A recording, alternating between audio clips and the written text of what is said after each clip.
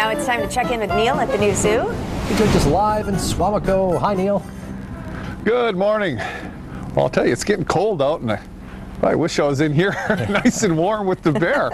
It sounds like a good idea, but I don't think she'd like that. Yeah, I don't think that's kind of the bear rug you want to snuggle up to right now. Because I don't think she'd appreciate that. But you can see this is Winnie. She's a 7-year-old female bear. And you can see she's getting her den ready. What we do is we encourage them to den inside so that we can go outside and clean the exhibit. And also we can shift her from side to side. We also to give her food and water, but you can see she's got her den almost ready to go. And she is in what we call the transition period right now. And normally, you know, I'll tell you, the physiology with these guys is just incredible, is that normally like during the summer, their heart rate would be somewhere around 80, 85 beats per minute.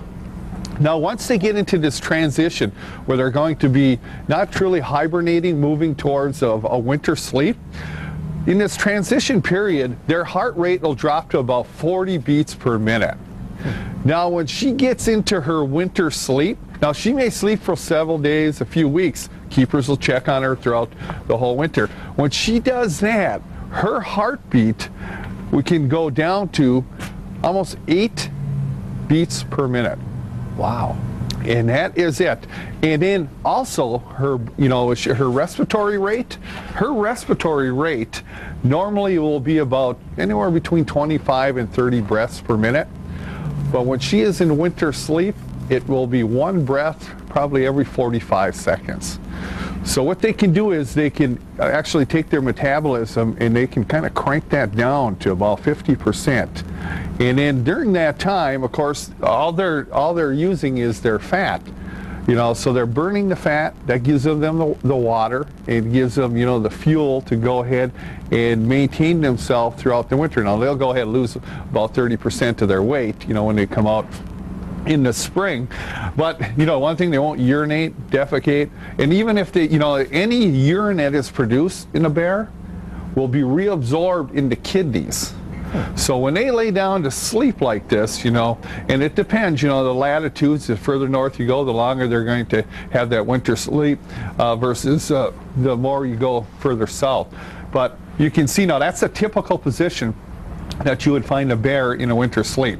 So she's getting real close to getting into her winter sleep mode, and they'll kind of curl up, tuck up like a ball like this, and you can see the disturbances really don't bother her much at all. This is part of her routine. But you know, the one thing, you know, unlike true hibernators that take a little time to go ahead and rev up once you wake them up, these guys, believe it or not, I mean, they're in their winter sleep, but if you were to go ahead and wake them up, they can get moving pretty quick. So that's one thing. If you think they're going to be sleeping, you check them out. I'm going to tell you, don't try that. Don't do it. Not a good idea. All right. Don't do that. Thanks, Neil. Good advice. Thanks. Hey, sounds good. Say thanks to Winnie.